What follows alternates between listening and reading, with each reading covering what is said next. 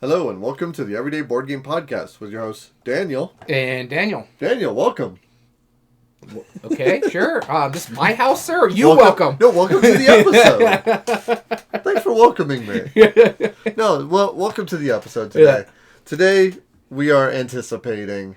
We are excited. Yeah, we are excited. This was a little tougher than I was thinking because Yes. we like to do full games. There's like almost more expansions that I really want to check Sure. out than a lot of the games that are coming out and have been announced for this year. That's right. Not everything's been announced this year, but we try to do this early enough. Used to do it around the Gamma Expo time, but we're not going. Haven't gone for the Yeah, last so couple might of as well years. do it a month early. Yeah. Right? You know?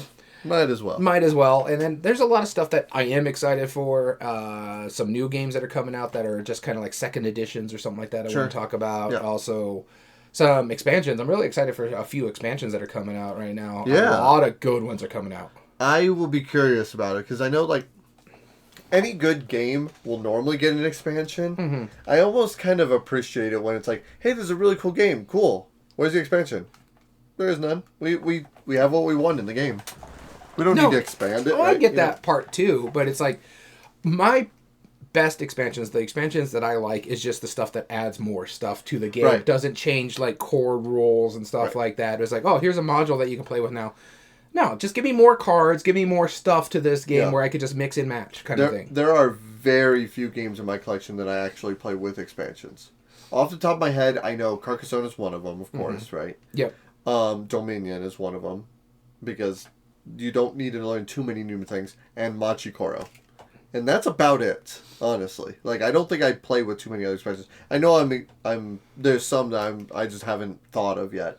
But those are the three that I'm like, oh yeah, I want them with the expansion just because of what they do. Yeah, mine, my stuff, I have like a lot, and like the one behind me, the Star Wars, the deck building game. Yeah. I played that one because I like the mix and match of capability of it. I can have the Clone Wars versus the Empire kind of thing. Lost Ruins of Arnak, I actually love a lot of their expansions. Yep. There's that one, and I haven't played this one in a while, but the I can't think of the name of it now. Champions of Midgard. I won't play without certain expansions. Yeah, that's fair. So some of them, the expansions actually help the games out a lot. That's So right. so that kind of thing. Like, I haven't played the expansion for Paleo because I heard mixed reviews on it. I do own it, but some of these actually got me excited that are coming out this year that don't do too much to the game. Yeah, we'll talk about honorable mentions and expansions and a bunch of different things there. Yeah. I have like one that's like a remake of an older game, so I'm like, I'm excited for that. One is a cheat, of course. I have to have a cheat somewhere in there. Mm-hmm. That'll make more sense here in a bit. But more specifically, let's just clarify. We are talking about the anticipated games coming in 2026. Which is the year we're currently in, February of this year. February of this year. So we're going to be revealing the games that we know of that are coming out that we're looking forward to playing, hopefully in 2026. Yeah. Hopefully we do better than our 2025 list when half the stuff hadn't even arrived yet. Yeah. I still haven't played one of them that I've owned for about 3 or 4 months. I might need to bring that I on Wednesday. haven't even played one of them because I haven't even received it yet. 2 of them, actually, because I think Western Legend Stories was on that list, as well as Stellaris Infinite Legacy from Academy Games that I've been waiting on for ages, and I still don't think I'm going to get it this year. I'll be pleasantly surprised if it does show up. Yeah. At this point, it's just upsetting. Yeah, at this point, I'm just like, I don't even know if I'll play it. Maybe I'll just go and sell it or something like that, because I just don't know if I want to play it anymore. I've been waiting too long, and what it did and got me excited for is, like, I have plenty of games that do that anyways. Yep. So, we'll see. I'm going to be really annoyed if I get Xayah Legends of the Drift System that I just recently pre-ordered off the most recent Iridia Game Found funding for their second release of that one, before I get Stellaris, which is one of those games that I've been hunting for a long time. The Xayah finally played it just recently at BGG Con. I'm getting everything for that, and I would get it before I get Stellaris. I'd be so annoyed. Yep. I don't disagree. It'll be awkward. All right, well, let's talk about what games we've been playing lately. So, Daniel, what you been playing lately? So, we kind of mentioned it, and we kind of did the cycle a little different than we normally do. We had the board game breakdown before the Chits and Giggles topic because we had that interview. Yeah. So if you go back to our top 8 debate of the past one, we talked about 2 of the 3 major heavy games that we played recently. The first one being, of course, Darwin's Journey. The other one you talked about was Voynich Puzzle. Yep. So the last one that I said we'd get reference to it when we get to the Chits and Giggles episode is the one that's right over my shoulder over here. We finally played the other Thomas Holick game that came out, the big one. There's one more. We still got to play Tea Garden. We played Galileo Galilei. And honestly, I really like this one the best out of the 3 we played. The Voynich Puzzle and the other, the Darwin's Journey. I thought those were a little too heavy for my liking, where this one just had the right amount of heavy. It wasn't like too overbearing on a lot of stuff. Like the combos were great, but it wasn't giving me a headache like Darwin's Journey did or Voynich Puzzles. Like, I'm just concentrating on these 2 pages. Screw everything else. I love the fun, puzzly, rondelle-esque puzzle action selection that it did, where you're just moving your telescope to give you something. Right. And they interchange depending on the bottom part of it. The top action always is the same. But the bottom action just switches every time you activate it, and then new ones come in. I love I'm going to upgrade this one because this gives me this ability. I'm going to do this because this gives me more ability. But now that I use this is all the way down there. And how do I finagle this to get up to this area? I love the fact that you can play the advanced variant out of the box where it's just giving you advanced powers for each of the different scientists that you'll be playing, astronomers. I think the theme is really, really good. I love the theme on this one. I've always been happy with astronomy stuff. Yeah, it's awesome. I like this one more so than SETI. The same reason for the other ones. This is not as heavy as SETI is, even though SETI is fun. It's just a lot of moving parts. This one is like, hey, where's my telescope at? Okay, these are the powers I can trigger. Do I got to worry about the Inquisition coming at me right now? No, all right, I don't have to worry about that for a couple turns. Let me go fix this stuff real quick. Yep. I like that. It's the good use of heavy, where it's not going to hurt your brain, but it gives you enough crunchiness where you're like, oh, this is cool. Oh, this is clever. Oh, I like what this is doing. And this, again, is Thomas Holick in Capstone Games, as well as, I think, Pink Troubadour? Yeah, Pink Troubadour is the normal company. Capstone brought it to the States. I really did enjoy this one, and I'm one of the few people. I actually love that cover. Wait, people don't like that cover? Some people think it's a very bland cover. I like that cover because it evokes the Galileo Galilei theme. Yeah. No, I agree. That's a striking cover in my eye. Yeah. But, okay, sure. What's your thoughts of that one, or your thoughts on that one? Too heavy. Yeah, I mean, like it. I'm just having so little tolerance for heavy Euro. In fact, like, not to give any spoilers in this list, but there was about 3 or 4 games where I was like, man, that sounds really cool. Like, the one that comes to my head was like 12 Monks or something, right? I pull up on Board Game Geek and I immediately see 120 to 180 minutes. I'm like, never mind, I'm not interested anymore. Because I'm just like, there's so many games I can play. Like, in 3 hours, I could play like 6 solid 30-minute games. Yeah, no, I don't get you on that one. Like, bang for your buck right away. It's like, I'm okay with playing big epic games, but I'm just like, massive cube pushing, not streamlined Euro games, I'm losing tolerance for. I did enjoy this one. Enjoy it. Compared to the other 3, or of all the 3, this was my favorite, and this is the one I'm keeping. This is the lightest, yeah. Because Voynich Puzzle, and I already got rid of Darwin's Journey. I was like, oh, man. Yeah, that was quick. And I'm probably calling Voynich Puzzle. I don't blame you. I liked it, but... It's because I love the theme so much, but I'm like, I don't realistically think I'm playing so heavy, and it's like, it's only this group that you would play it with. Yep. I could actually play Galileo Galilei with my other group. That's heavy enough for them, but it's not too heavy. Right. I would compared to Darwin's Journey. I'm looking forward to when Danny Garcia makes a card game that's simple.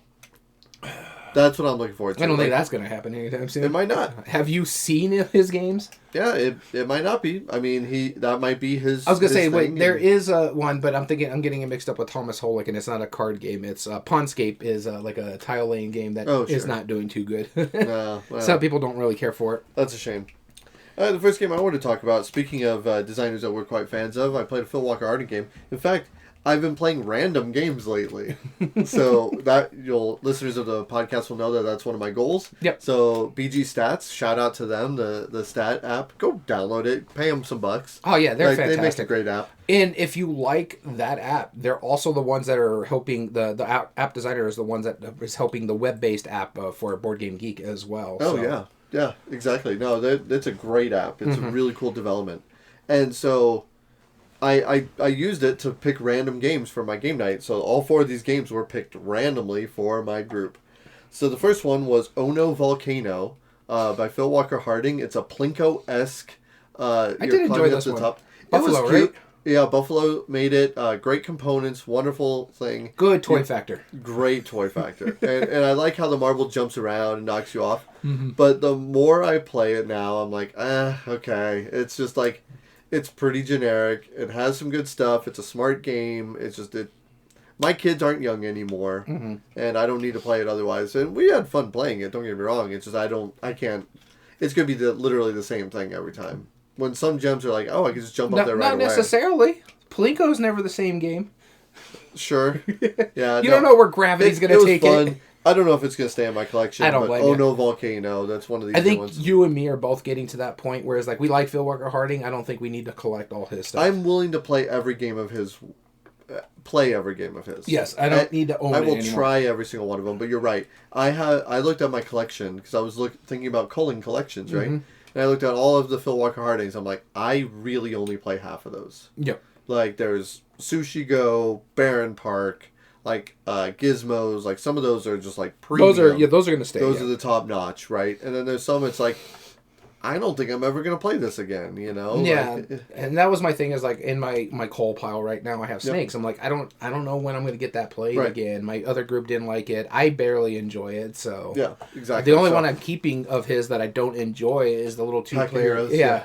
It's so rare, and so it's like, if I found an original copy of Archaeology, I'd end up keeping that one as well. I have an original copy of Archaeology. I know, but I'm just saying, if I got an original... I'll probably keep it. Yeah, I'm going to keep it because it's so rare, but not because of nostalgia or anything. It's just like, that's cool. It's a nice little rare talkable item. I'm not going to get rid of it. I'm not going to really play it because I have the better version of it now.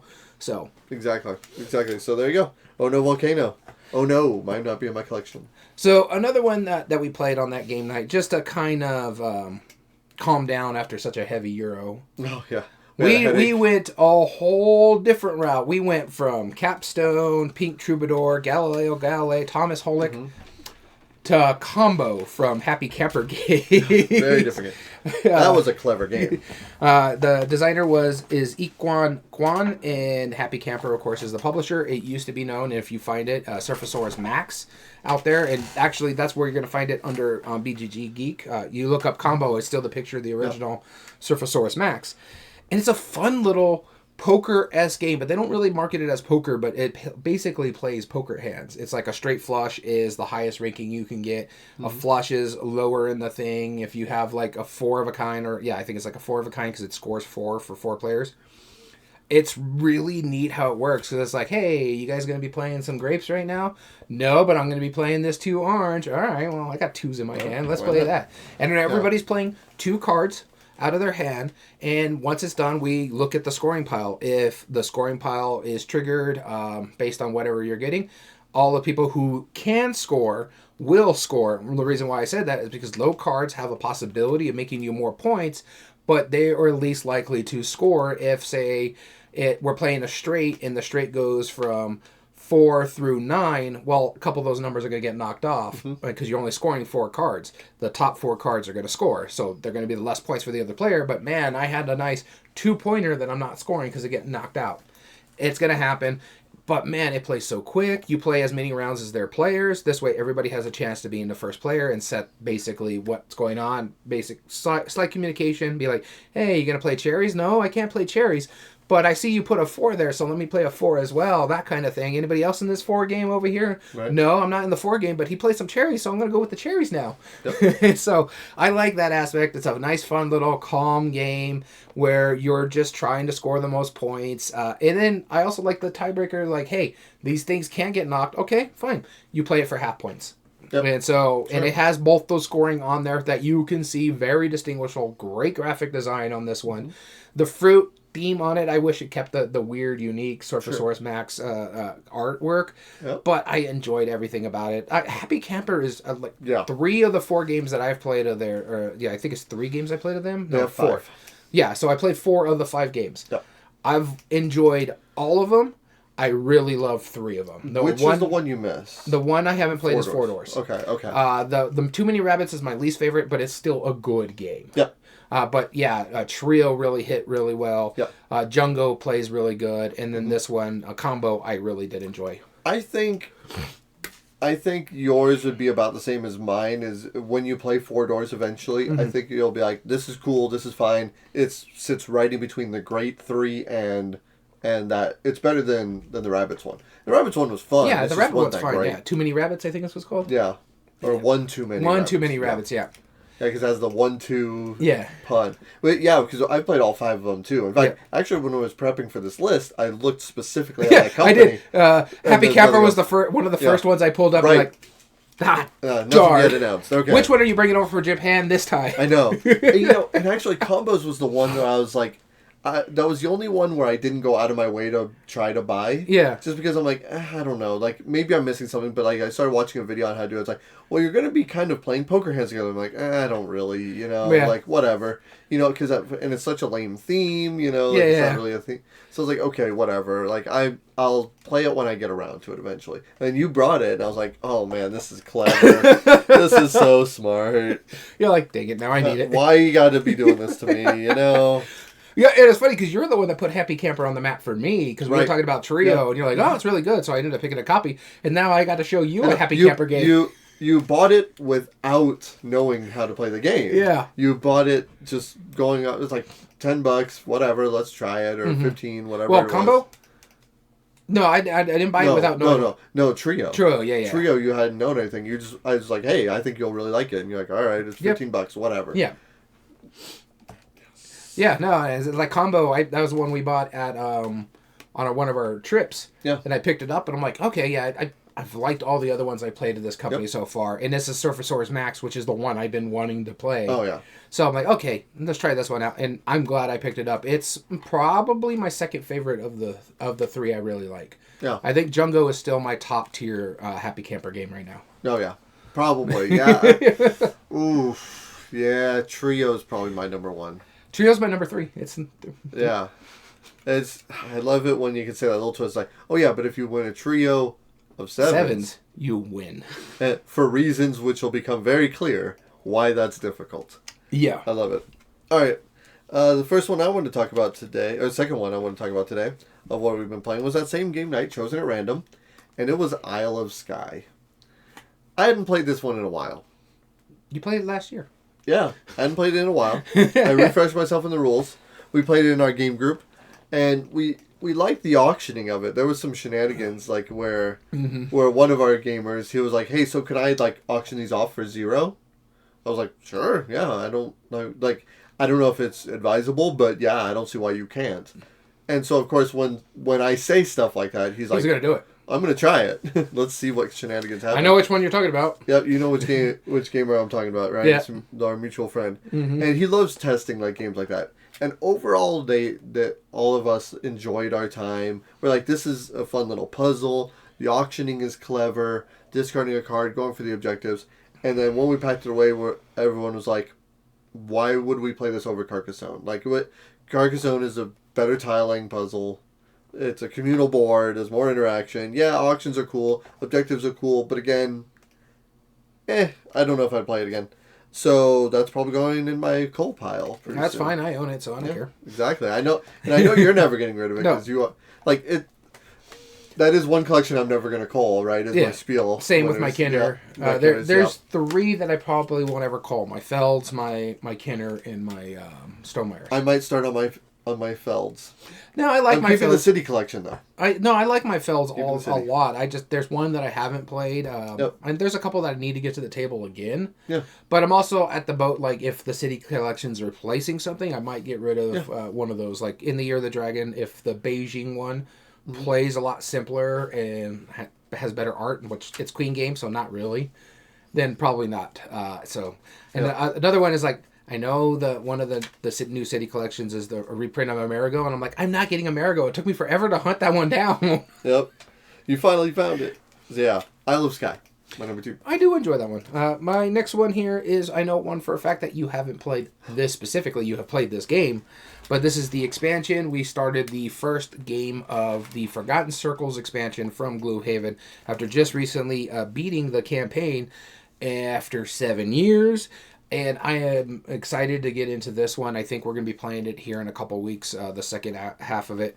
And this is the Forgotten Circle scenario. I did really enjoy this one. Of course, Isaac Childress and Cephalofair. I like what it did, other than the fact that one person had to retire their character because there's something that you have to play specifically for this expansion. Oh, I see. But some of the stuff that they added in the 6th expansion, so cool. So cool. I was like, wow. It's like, okay, I like what this is doing. I see where this is going. It adds on to the story of when you finish the game.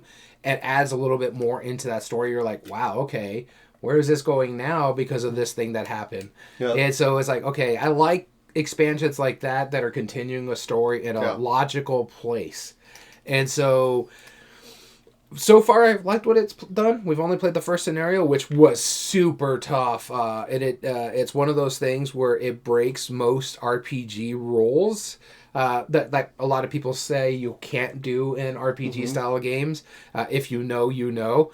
It forces you to do it. And it was so fun doing that and stuff like that. It's like, oh, but then that person's squishy. We can't leave that person either. So who's taking the brunt of everything over here? Tanks, all right, you got to do this. That kind of thing. So it was really cool. Gloomhaven Forgotten Circles. Cool. Next one I want to talk about, again, the third chosen randomly was Codenames Duet. Love Codenames Duet. I guess that was before everybody showed up. No, you can play more than 2 I know. players. I'm just saying. It was 3 of us. Yeah. And even, like, I was happy because my wife, like, walked in. And she was like, "You're playing Codenames without me?" We're like, "You never play games with us." Like, ever. And she was like, "How dare you?" I'm like, "Well, then come join us. We're starting."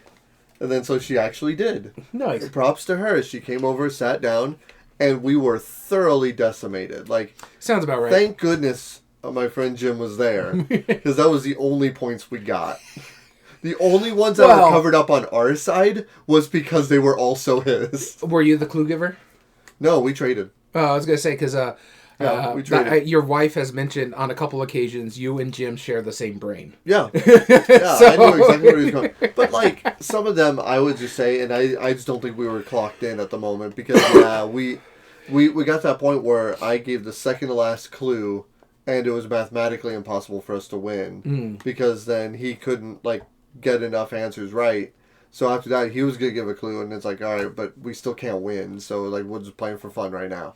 You know, it was worth a try, but not so great. Funny to note with Codenames nowadays, it is so popular in the actual regular world that I've seen people make their own version of Codename games for a lot of, like, TikTok sports channels and stuff like that, where they're trying to pick teams for football teams and stuff like that. So they'd be saying, like, Birds 3, and you're trying to find out what the birds are. Eagles, Seahawks, Cardinals, yeah.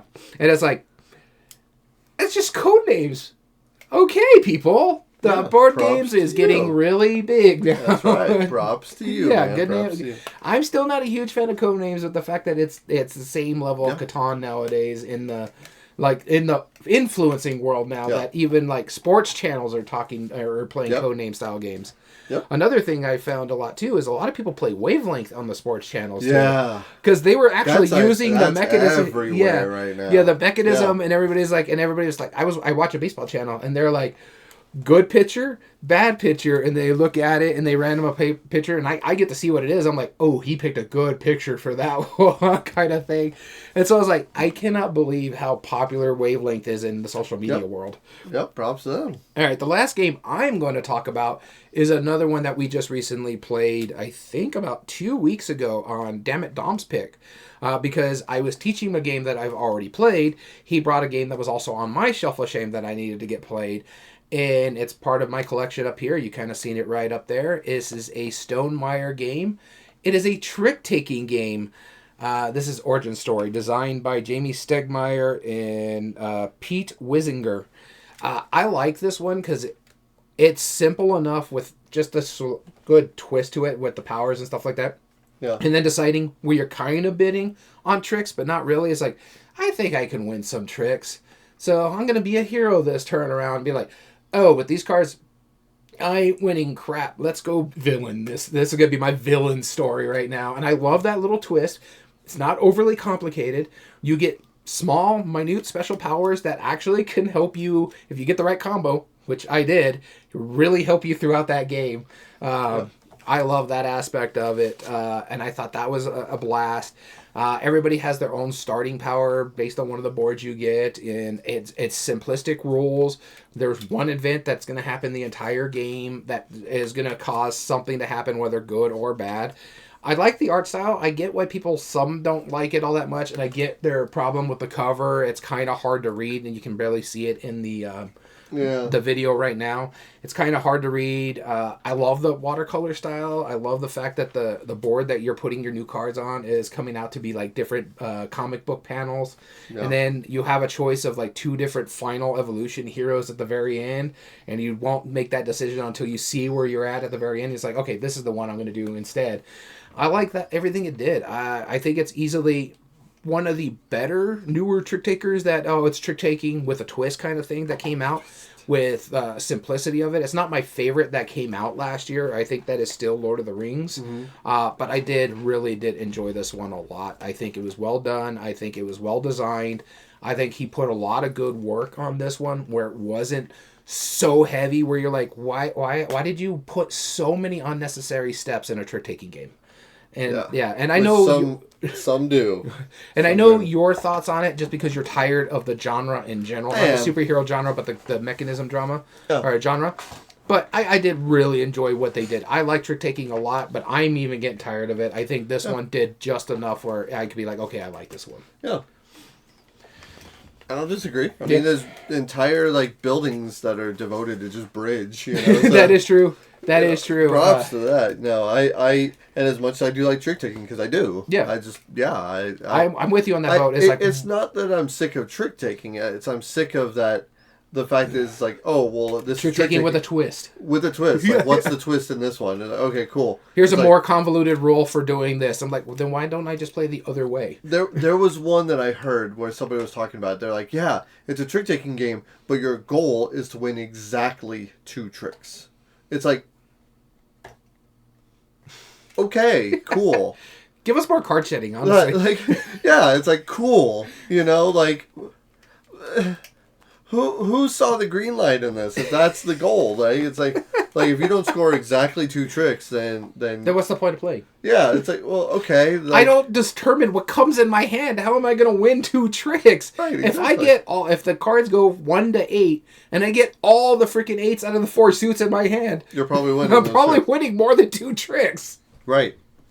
Yeah, and there's ways to finagle, but it's just like, couldn't we have done this with a deck of cards? Yeah, okay. I don't need to buy a new card game. Exactly. Stuff like that. I don't know.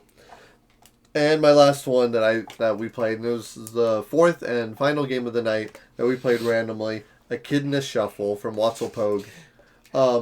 You swear by this game. I do, and here's the thing, right? It's functionally, it's really boring, right? Like what you're technically doing. You roll a die, you move that many Echidna movement points or whatever, right? Mm-hmm. But the whole sum of the package, first off, the components are amazing. They're absolutely incredible. The art is decent, the board, double-sided, different ways to move it, super clever. And picking up your bugs, dropping them off, it's like a pick up and deliver, but everybody can control everybody's.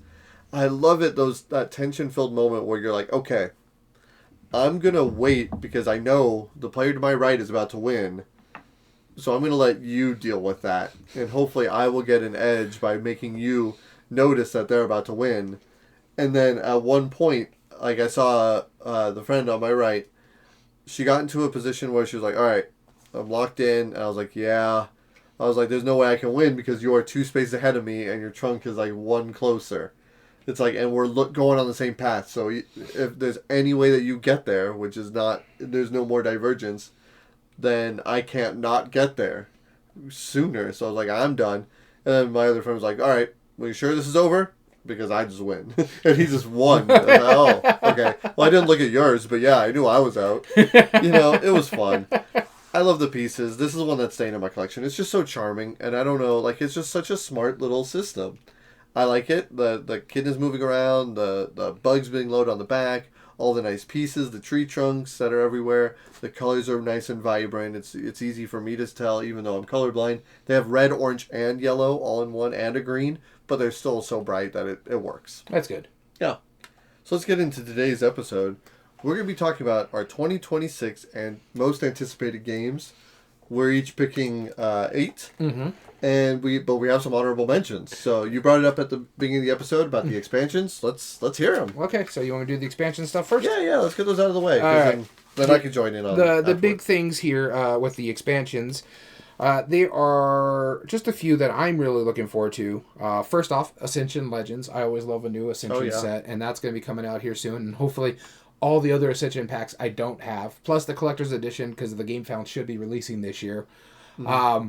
That just because I love Ascension. I love everything about it. I have everything that you could possibly get on their app. Yeah. And just to get the physical copies, because this is by far one of my favorite deck building games. Another one is a system that I like. I love this one. And it's just the two new sets that are coming out. I think it's going to be 3 sets total, but there's going to be 2 released for one set and 1 just outright, and this is unmatched. Mm-hmm. First off, the Hellboy one. Always look forward to Hellboy stuff. I like the comic series. I'm not a huge, big super fan like a lot of people are, but I think it'd be interesting just to add this in here and hey, have Hellboy going against Leonardo from the Ninja Turtles would be just fun. Yeah. The other thing on that one is the one that I've been looking forward to when they announced it, the Stars and Stripes one. Could care less about the president one, George Washington. Cool. I've been wanting the Rosie Riveter one for a while because that was one that won that contest 5-6 years ago. Yeah. Where we got the Houdini Genie set. Rosie the Riveter was going to be going to be their own set, and so now here it is. She's in this one, and I think it's like Johnny Appleseed or something like that is the other one that I'm interested in, an urban legend character. Yeah. So those are intriguing. The George Washington I can care less about, but the other two because it's a historical figure. You know what I mean? It's like cool. The next one here is a 2-player game I actually love. They're coming out with an expansion for it, and this is Tag Team. It's called the Arthur's Legacy, so they're bringing like Knights of the Round Table style to this game. I didn't know about that. but I'm intrigued by that. Try. I still haven't actually played a physical copy of it. Yeah, so I've been trying to get you to play it, but everybody shows up right when we're about to start. I know. What's this weird idea where people are showing up for our game night? It's weird. And so the one I told you that I am excited for, but not the one I'm super excited for, which I'll say that for last, is Gnar. Scully was announced by Bombex. Yeah. And I more stuff for Gnar intrigues me. I don't know what they're doing. This one is kind of those expansions where I'm kind of like hesitant about because it's adding extra stuff, but not like a whole new mechanism is what they're adding. Right. So I'm interested. Looks cool. I love Gnar. I think it would be cool. Yep. And then the last one is the one I'm most excited for because this is one of my favorite games that came out, I think, in 2024.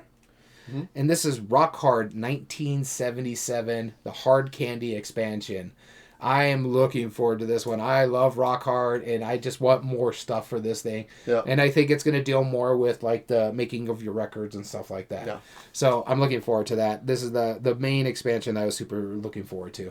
I just demoed Rock Hard at our comic shop this last Saturday, and it went over really well. It's such People a good really liked it. It's so unique, too. It's a worker placement game, but you have one worker. Yeah. Yep. who works 3 different time periods. Right, exactly. No, it's a clever game. And, of course, everybody loved the fact that I was like, Cherry Bomb? Yeah. That bassist made this. And they're like, really? Yeah. They're like, that's fascinating, So then, that always... It's kind of cool when someone makes a board game about a life that they lived. Right. A life that they lived. Yeah, so it's well-lived life. That's right. That's cool. So those are the main expansions I'm looking forward to. Awesome. Shall we do some honorable mentions? Sure. Okay. I have my 4. Oh, we're going 4. All right. I did 4 because those are the main 4 that I wanted to talk about. That didn't make my list, so... All right. Well, then go ahead and start with 1, and then I will figure out my 4. Okay, the first one I'm going to talk about is one that I'm intrigued by. It is interesting because I lived through the year that they're talking about here. In fact, my brother was a senior at the beginning of this year. And this is Class of '89 from Paverson Games. Oh yeah. So it's like a tableau building game. If I didn't look too deep into it, it looks interesting. I liked Distilled. I think, what is the other one that just came out from Paverson that looks really good? Luthier. That looks really neat.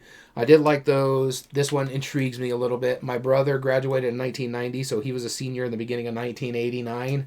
So I want to show him this game and see what he thinks about it. Yeah. And it's all about building a yearbook, like the most ingenious yearbook and stuff like that. So it's an cool interesting theme, yeah. And so that's why it's on my short list. Cool. I wanted to talk about like Landfall, a cozy volcano building game. It is. Have you heard of this one?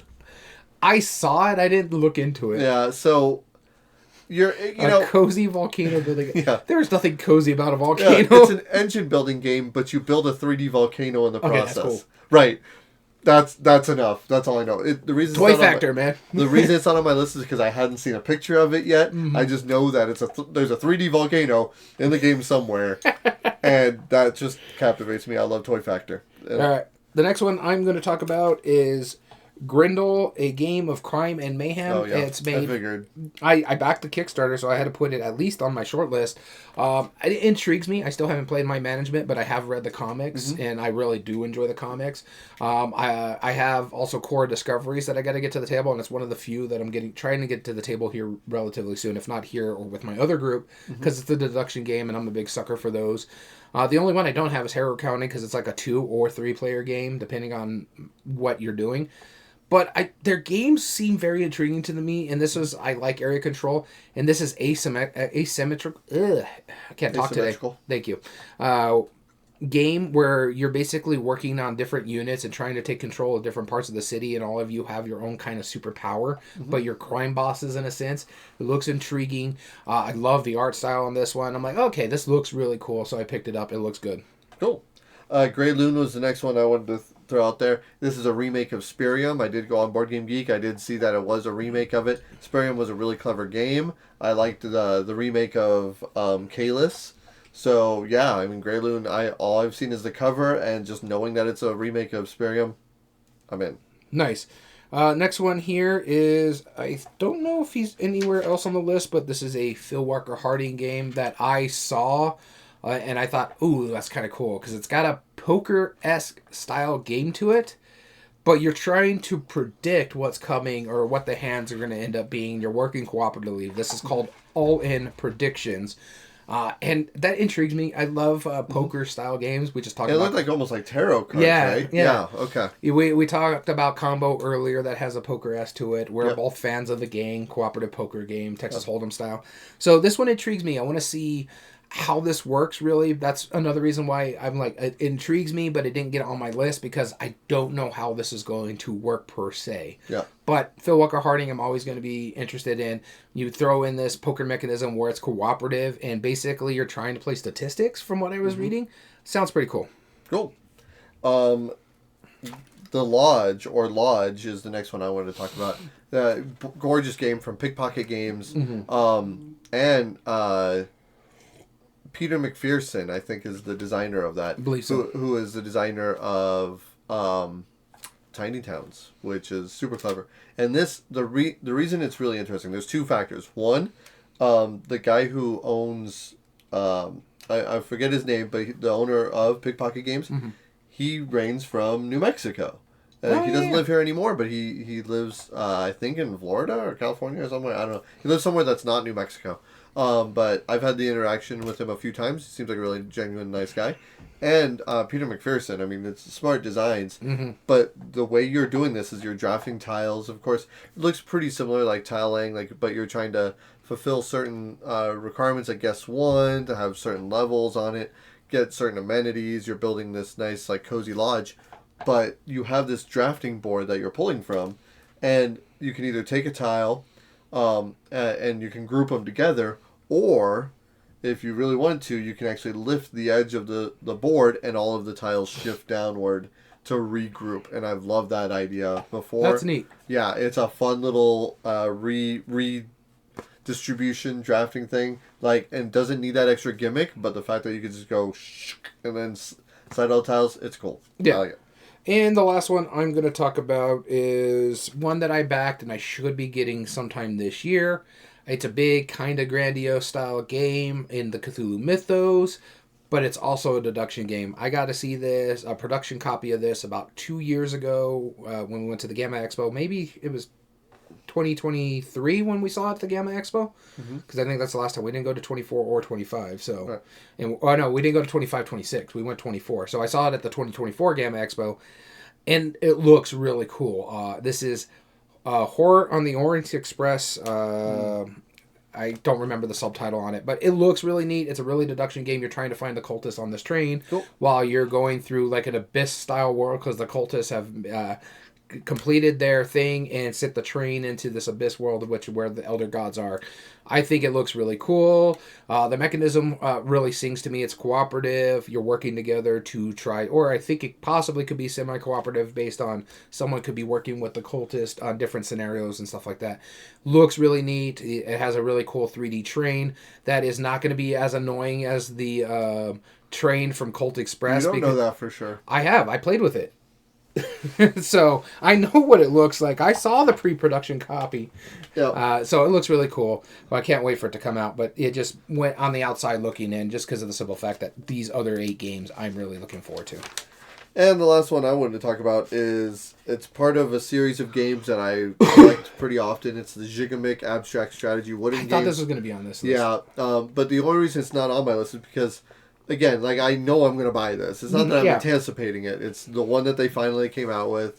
Like, the last few have been okay, you know, but I do appreciate a good 2-player abstract strategy game, especially Gigamix quality. This is Comet. Qomet. I was going to say, how weird did they spell this one? Yeah, well, it's always a Q. Yeah. So, Quamet. I don't know. This is Gigamic, right? Yeah. Oh, okay. I'm thinking of...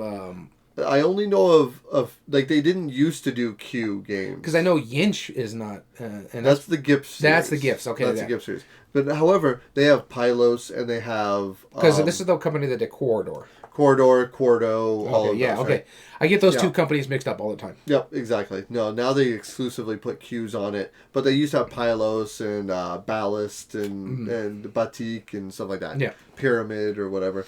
But then once they found that Corridor and Quarto are so good, they're like, all right, Qs from now on, let's go. Apparently, yeah. So this is Comet. Super clever looking game. You're just trying to get like a number in a row, but there's only certain ways you can move them amongst like kind of a grid. It looks almost like a 9-man Morris kind of board. It's kind of intriguing looking. So, Comet. All right, that's our 8. And I'll get into the special editions just in case it doesn't get mentioned in the thing. So I'll worry about those in a little bit. We'll have a little bit of after show. We'll talk about them. All right, so let's get into our top 8 anticipated games of the year, starting with number 8, most anticipated. And starting with Daniel. And the first one I'm going to talk about is, and again, the way I put this is my number 1 is my most anticipated. My number 8 is still anticipated, just not as highly as the number 1. My number 8 is the third part of a series of games that have come out. And one I'm actually really looking forward to. This was also on GameFound. It's a company that I've really enjoyed. This is River Market from Roberta Taylor and Kid Tables Board Games. It is the third in the Creature Comfort line. Of course, the first being Creature Comforts, the second one being Maple Valley, and now the River Market. What intrigues me about this one is that it has this rondelle style of game where you're taking your character around the board and you're triggering different market stalls. And so there's a reward for the person who owns that market stall, and then you get resources out of that market stall. But what's even nicer about it is you're expanding the rondelle by putting out using those resources to put out some of your cards, which opens up more in the market, which gives you more rondelle spots to stop in. And I thought that was really unique style to do rondelle, where you're also expanding the rondelle. And people are like, I don't want to help you there, but man, that's a really good market that I got to go visit. And so, and if you know the Creature Comfort line, it's really cutesy art. It's really quick, simple gameplay aspect of it. I love the other 2 games in the series. In fact, I loved a lot of the other kid table games like Cafe Barras and stuff like that. So yeah, I'm looking forward to this one. It looks really fun for me. Cool. My number 8 is the 4th in a series of games. But these are all blank, do this in 20 minutes. And it's normally a war game. This is Palomori. And This is called Flintlock. Yeah, I thought this was going to be on your list. Yeah, I mean, because I like all of the others. I even like the dogfight one. That wasn't Palomori. I know, but it wasn't Palomori, and it wasn't nearly as good as the others. I don't think this Flintlock is Palomori either. It might not be, but it looks like it's like a follow-up to Blitzkrieg, I believe, where it has like a bunch of different charts. It's kind of like a little tug-of-war in a bunch of different theaters. It looks interesting. This is more French, so there's two sides. There's the Napoleonic Wars on one side, and then it's like the American-French Revolution, or the I think it's the American Revolution, if I remember correctly. Yeah, something to that effect. Well, it's the Canadian... the French-Canadian War, yeah. French-Canadian War, yeah. So, I mean, I'm intrigued by it. I will probably get it. If it's Palomori, it's almost certain. If it's not, maybe I won't. But Flintlock looks cool. Yeah, it looks pretty neat. So I looked at it and I'm like, I just don't have the others. I love Blitzkrieg and I love I didn't play Blitzkrieg, sorry. I love the Caesar one. Yeah. And you keep saying if I like that one, I should check out the Blitzkrieg one. Yeah. The one I didn't like was the dogfight one. Yeah, that's fair. All right, cool. Number 7s. And I'll be signing this one off. My number 7, I know probably the least out of all of these games. Because I'm really kind of in it for the theme and the components. And that's weird for me. But this is from Roxley Games, and this is called Excalibur. Oh. Yeah. I was like, brass? Really? Yeah, brass. I don't know if you do that. No, this is Excalibur, and you are essentially... I forgot this was theirs, that's why. There's a bunch of different tokens. I think it's Jason Tremblay. I might be wrong, but I forget who the designer is, but the pieces look great. It's some kind of either deduction or hidden deduction or bluffing or trader or something. It doesn't matter. It's Arthurian, which is already awesome, and the components look amazing. So, because you have like your own little... The Excalibur, you have a bunch of little shield tokens, like what you're lining or what you're trying to get. Super interesting. That is Excalibur from Roxley Games that I have my number 7. Nice. The one I want to talk about for my number 7 is the second one I know the least about. I only just recently ran across this one. I'm like, oh, that sounds very intriguing. It's a very unique theme. I think you would be happy about this game because it's one of your favorite mechanisms. And this is Frosted Blooms from Bruno Cathala and Ludovic Maublanc in Synapses Games. Okay, I'm not familiar with this one. It is a hand management, tile placement, pattern building game where winter is over and you're trying to sow the fields the best way possible to get the best tulips to the market. And so you're trying to irrigate the fields from what I saw in some of those pictures, as well as making sure your fields are looking good. So...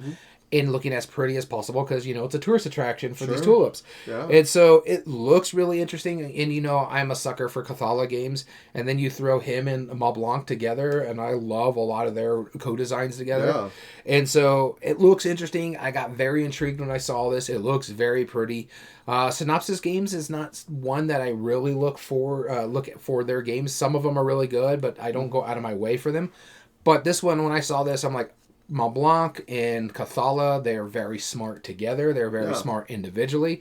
And I like tile placement, and I love pattern building kind of games, even though I suck at them. It works for me, and so I'm going to check this one out. It looks really cool. Frosted Blooms. Cool. On to our number 6s.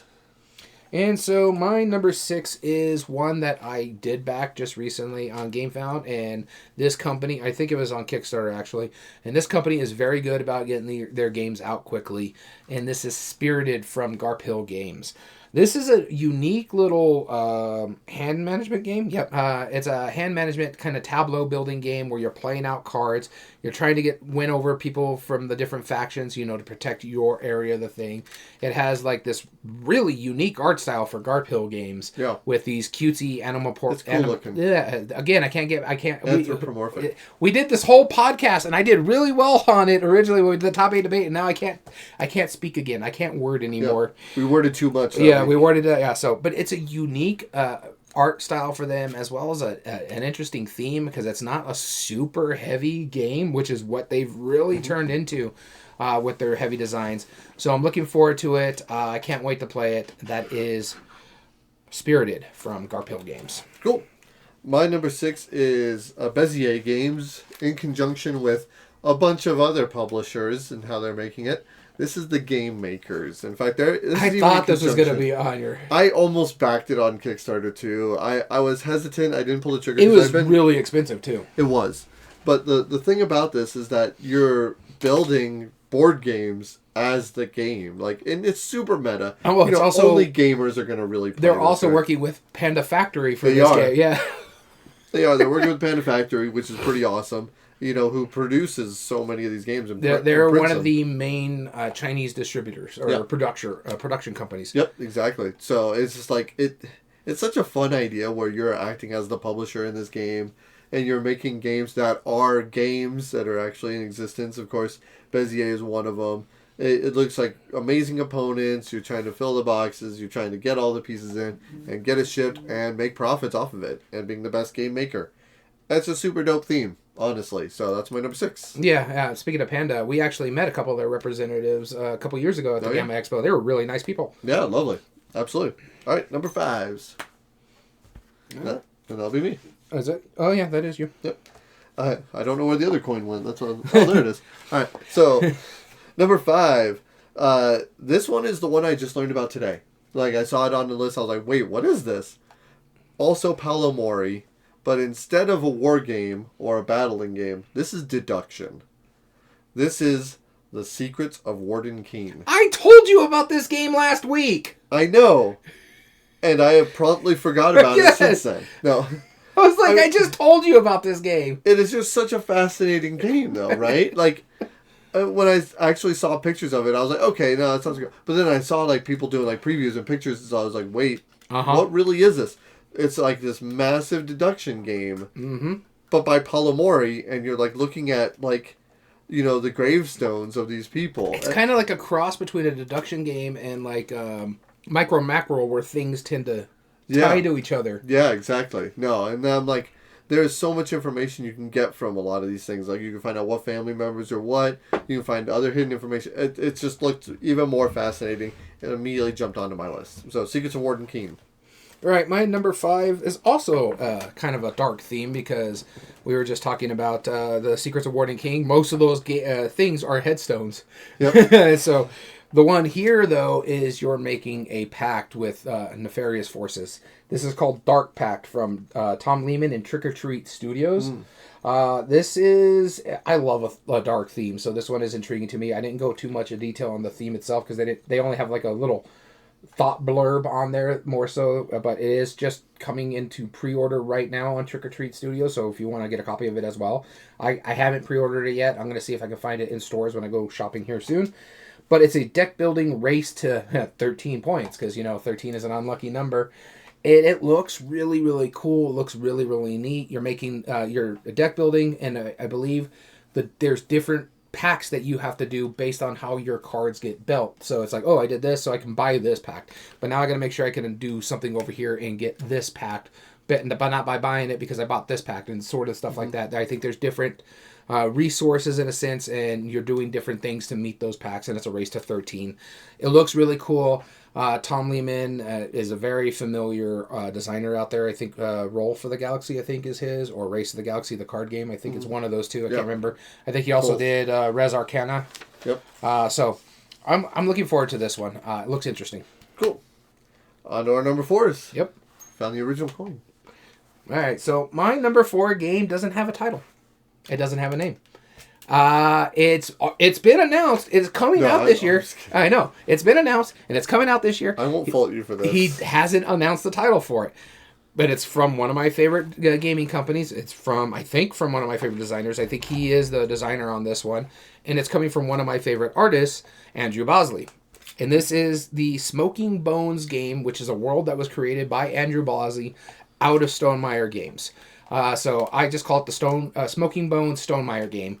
And I think it's supposed to be coming out Q2 or Q3 next year. So about the August on kind of time frame. And just, I've seen some of the art style for the Smoking Bones series, and it looks really cool. I remember a couple years ago, Andrew Bosley was saying he's making this whole world.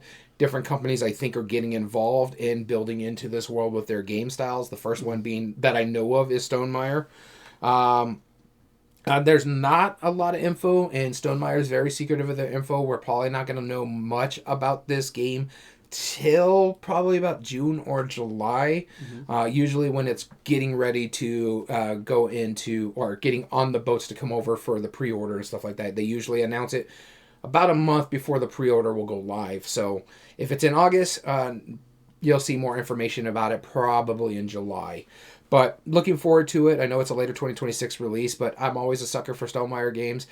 I always love games with Andrew Bosley art. One of my favorite heavy games that recently came out had Vincent Dutrait and Andrew Bosley together, Unconscious Minds. So this intrigues me to see that he created this whole world through art. And this is the second game that Stonemaier's is releasing because of art, the first being Scythe. So this is kind of neat for me. Yep. All right, my number 4 is one that is on its way at some point because I pre-ordered it on Kickstarter. And we actually just played the predecessor a few days ago. Mm-hmm. I know which one you're talking about. Flip Voyage. Because I'm jumping right in, because this is also my number 3. Oh, there we go. So I'll move into my number 3, but go ahead. Flip Voyage, it just looks so cool. I mean, we like Flip Town. Yeah. That was one of the funner games that we played that night. They were all good, but that one is still pretty much premium. Mm-hmm. Such a smart flip and right, using a poker deck, which is probably the best implementation of that. Yeah. And I've played a few now lately. I really like the ones that Matthew Dunstan is creating right now. Like I haven't 52 played any Realms. Yeah, it's clever. But Flip Town that's premier. So going underwater, although I'm slightly hesitant, which this is the only reason why it's not like my number 1, right? Is that cards are synonymous with the West, not so much underwater. Mm-hmm.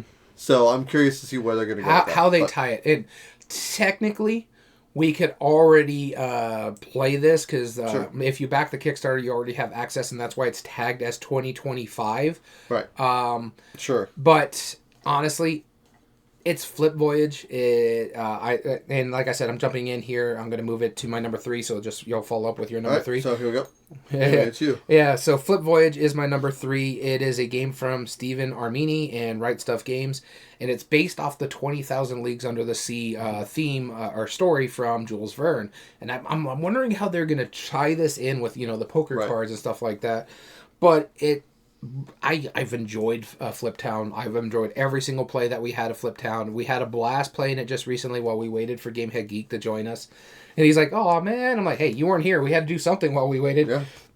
And from my understanding, it's I'm waiting for the physical game to come in, and it's going to be taking over like 2 parts of the board and stuff like that, kind of like what Flip Town is, because it's the poker hand on one side and the town itself, the stuff that you're doing for the town. But I want to see how this works, because in Flip Town, it made sense, because you're making a poker hand, so one of the 3 cards is going to go to your poker hand, and the other 2 cards are going to designate what you're doing into what power. Yep. So I want to see how they're going to correlate this into Flip Voyage, and maybe I should read the rules since I can get access to them. Yeah. But I want the physical version of it. Yeah, I don't want to read the rules until I'm ready to play it. And so I'm hoping it comes in pretty soon. I really love what Flip Town did, and so Flip Voyage really has me intrigued. So that was my number 3. So my number 3, and my number 4 was Flip Voyage. My number 3 is the cheat on my list, because it's technically 2 games, and there's a reason I'm putting them together, because I know very little about both of them, although I know more about them than a lot of the other ones here. But the reason I'm putting them together is because you could probably play them together in about 20 minutes total, maybe 30. And they're part of a series of games. This is the Min Imp second half of the first 4. Yeah, I figured this is Frygard and Mayor of Chicago. Yeah. One's Knizia, one is Xavier Georges. One is more of like a full game, the Mayor of Chicago, trying to go through the streets of Chicago, trying to, it's like a political intrigue, so, it... Of course you would put this on your anticipated list because you're part of the Min-Imp series. Right, but I'm very much excited for it. I haven't gotten a preview, I'm not privy to any of the information. I'm just really excited for it. I just had to give you grief. Frygard, you're like tree elementals, like weird stuff. Like it looks cool. I don't know. I really enjoyed Last Minute as well. Last Minute was a good one. So this is, I might have to get into a new collection of games, even though I've been trying to cull my others. Look at the bright side. That new collection of game is going to take up less space than some of the other games that you're culling. Absolutely. So there you go. The Min-Imp series. That is my number 3. All right, and our number 2s. My number 2 is, I think it's already out. So I do want to preface that. It might have came out at the very end of 2025 or very beginning of this year. And if it has, I haven't played it, so it's still anticipated for me because I'm going to get it. This is from Unexpected Games, which I've already been enjoying a lot of this stuff. It's out. It just came out. Came out, right? Like a week ago or two. Right. Yeah. So, you can barely see it in stores now. Cozy Stickerville. Yeah, I know which one it was. What you said, Unexpected. I forget who the designer is. It's Corey Knezka, right? Mm-hmm. Yeah, okay. Corey Knezka, he's a really intriguing designer. You know, he makes some really fascinating stuff. And what he's doing with Unexpected Games, like, there's nothing that I've found. This is his last game, from my understanding of Unexpected. I think so. But what he is doing with this is that he's making it essentially a campaign kind of thing. Not I guess it's technically a legacy game, but really the basis isn't trying to be like, oh, I'm making changes for that. No. The basis of the game was his inspiration of playing stuff like Stardew Valley and Animal Crossing. And him trying to make a reward system of a game that technically doesn't end. Like, and he was exploring the idea of like, why would somebody play Animal Crossing, a game that just goes on perpetually? Like, why would you do that? And he's trying to do like this micro celebrations of like getting little things and making it unique and making it your own and having your own space. And he's using Cozy Stickerville as a way to do that. There's over 800 stickers. The book can be played, I think, 2 full times. It's just so fascinating to me. So yeah, Cozy Stickerville, I had to put this on. All right, my number 2 was already mentioned by you because apparently you just heard about it today, even though I told you about it last Wednesday when we were talking about our discussion list here in our game group. This is Les Secrets of Warden King, or The Secrets of the Warden King. Palomori, Silvano, Sorrentino, and Bombex. So because it's Bombex, I'm hoping Pandasaurus brings it over here to the state because they tend to work together a lot. So this is why I'm like, I hope this comes to the States because everything about what I saw of this game plus Palomori really intrigues me.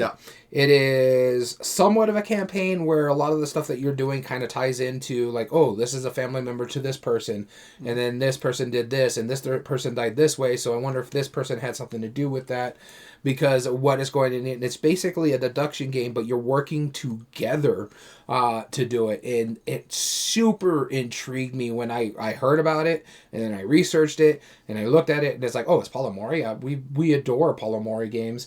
I only am finally getting rid of one of the games that I played of his just because it's fine. But this one probably hits everything I like what he does. It's a mechanism I truly do enjoy. And he is the king of like streamlining it to its bare bones and making such a unique but fantastic style game. And so, yeah, I'm looking forward to this one. Again, I really hope someone like Pandasaurus brings this over to the States because I want to play this. If I have to, I will try to import it. Oh, yeah, without doubt. All right, off to our number ones. Number ones. Here we go. I'll be starting us off. You probably can guess what my number one is. I don't know. This is kind of a unique year here, so. It is. Is it a Phil Walker Hardy game? No. Then I can't tell you what it is. This one, the only reason I didn't buy the Kickstarter is because IP games generally aren't that great. Oh.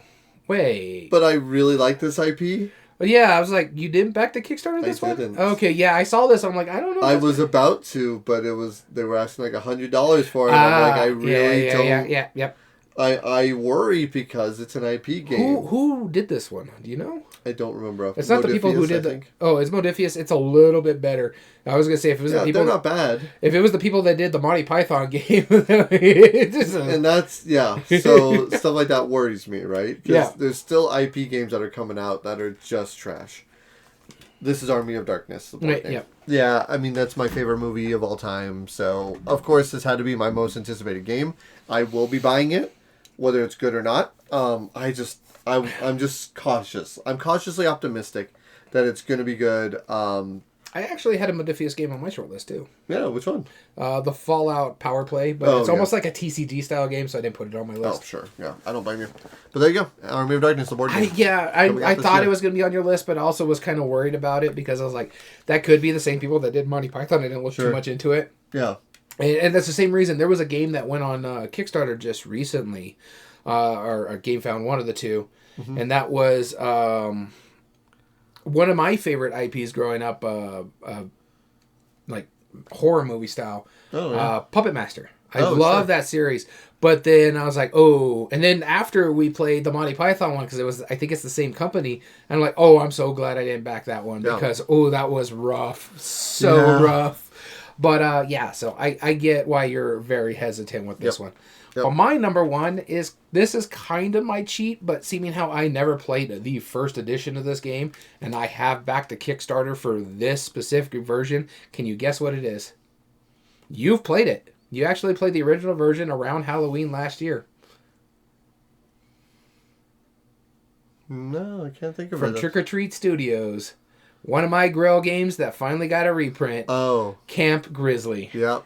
I did play it. Yeah, so right. I'm looking forward to the new edition for a couple reasons. One, this is a game I love campy horror movies. This is kind of like right out of those 80s slasher horror movie style games where you have 4 different endings depending on where you end up going and what you end up finding through your search piles and stuff like that. I love the fact that they've upgraded and streamlined the rules a little bit. And here's my big thing about it too. They're taking away cardboard standees and giving us acrylic standees. Yes. I am a sucker for acrylic standees. I'm actually on the side of give me less minis, give me more acrylic standees. Because they take up less space. They look good. I don't have to worry about trying to get them painted or put a wash on them for you can see more definition, stuff like that. Because I won't do it. I'm not a painter. I don't care, and I don't feel like paying money. So if you don't like the gray mold, too bad. We're playing this game anyways. But I like the acrylic standees because they look good. Yep. And I like them better than the cardboard standees because over time the cardboard standees are going to start showing wear and tear where the acrylic is going to last a little bit longer. And it is been something that I really wanted to try. The designer, I think, is Jason Topolowski. Please, sorry if I butchered your name. I think it's a fantastic looking game. I've been wanting to play it. I love me some horror themed games. Yep. And so Camp Grizzly had to be my number one. This is the easiest one to put on the list. Every time when I use Pub People to help me with the ranking, it's like every time that comes up, that. Because I've been wanting this one for years when I found out about it. Because it's about, 10, 15 years, something like that years old. It's old. It's an older game, but it was so hard to find, like, on eBay for a respectable price. And I was like, I'm not paying that outright. I paid, like, $70 for acrylic standees. So I'm looking forward to this one, Camp Grizzly. As I put it, Camp Grizzly 2.0. There you go. And the last bit of things I want to talk about is just there's a couple new edition stuff out there that I want to get played. I'm surprised this wasn't on your list. That's why I didn't want to do this beforehand, because it's the Phil Walker Harding game. It's a new edition of a game that we already like. This is Cities USA. Yeah, I thought about it, but again, like I'm gonna buy it because I like the original Cities, but again, I'm not anticipating it because it's like I already have know, Cities, right? You know. And that's the same reason why it didn't get on my list, is because I like Cities. I think it's fun. The new edition is going to be better, and I'm probably just going to throw everything in the box in one box. I think they're all compatible. Yeah, and I'm just going to throw everything in one box. This way I have safe space. Might as well. And then the other one is also kind of just another game that in that genre, and this is Marvel Remix Cosmos, except for with the Marvel comic one, or Cosmo, or Marvel Remix original one, which is sitting right here. It's just the basic superheroes on Earth. And Cosmos is more the space characters, so you'll have like Galactus and the Guardians of the Galaxy, maybe Nova and stuff like that. So that intrigues me. And then the other one is, I now have it, it's on my pile over here because we got to finish the first one of it, is the Lord of the Rings trick-taking game, The Two Towers. Those are the main editions that I was looking forward to. I finally, when I made this list, my wife actually found a copy, so I was like quite happy about that one. But yeah, there is some interesting stuff that's going on in 2026. Right. But I'm surprised that I didn't find a lot that I really, really... Well, like, the last couple years, I was about 30, 40 games deep. This one took me a little bit to get to 20. Right. The same here. Like, I mean, some of the ones that I didn't put on my list was, like, Garage Rock. Yeah. That one looked cool. I was intrigued by that Computer Junkyard. I don't know if you saw that one. Yeah, I saw that one as well. Yeah, because you're dealing with bugs, and I'm a tech teacher, so it made perfect sense for me. Atlas Explore the World. That one looked really intriguing. Like, it's like an engine builder. But again, it was that time limit. It's like... It looks like a big grandiose game where you could visit like every country and like 800 sites and stuff. It's like, that's super dope, but like, I don't know. I don't want to play. I don't know if I want to play it for 3 hours. We'll see. Disco Heist Laundry, and 4 Years to Mars were the ones that were intriguing me. And I did miss 2 expansions when we were talking about expansions. The new Endeavor Deep Sea expansion, Uncharted Waters, sure. that one looks really cool. But the big one that I'm looking forward to, because it is like my number 2 or 3 game of all time, Return to Dark Tower's newest expansion, Expeditions. Sure. That looks really neat. Some of the stuff I think one of my next picks, if not this month or the next month, is going to be just one day of just playing the Return to Dark Tower, whether it's the 2 or 3 or 4 player off. Even if it's the only game we play, I really want to get that to the table again. I don't blame you. But yeah, those are everything that I'm anticipating for in 2026. Should be a good year, and of course there's plenty of surprises that'll come out throughout the year. So by the end of 2026, make sure you rewatch this episode so you can find out how many we have or haven't played. Well, we'll end up doing it in December like we did with our gaming goals. We'll just combine the two again and be like, why not? Did we succeed? Oops, all failure. All right, so we're going to thank you for tuning in. If you ever want to email us, you can email us directly at everydayboardgames2020@gmail.com. Whether that's to say hello or enter in future contests or just tell us ideas for future episodes or reach out to us either way. We also have an Instagram, instagram.com/everydayboardgames, where you can check out the games that Daniel and I have been playing lately or the shenanigans that I tend to post. Which is a lot. Not too common. Yeah, you've done more videos this last month than you have for a while. I have. I've been trying. And all video uploads and reviews are found under youtube.com/@everydayboardgames. And if you like what we do, there are 3 things you can do to help us grow on the platform. Subscribe if you're not, like the video, and comment down below and tell us your thoughts on the subject. We also stream our episodes live at twitch.tv/everydayboardgames. Make sure you tune in and make sure you follow us there so that way you can get notified when we join in on live episode and join in on the chat so we can see your thoughts. And all audio versions can be found on most podcast platforms under Everyday Board Games Podcast. This includes Spotify, Amazon Music, Podbean, and Apple. So as always, I've been your host, Daniel. And I've been your host, Daniel. And we want to thank you for listening to Everyday Board Games. And remember, every day is a good day for board gaming.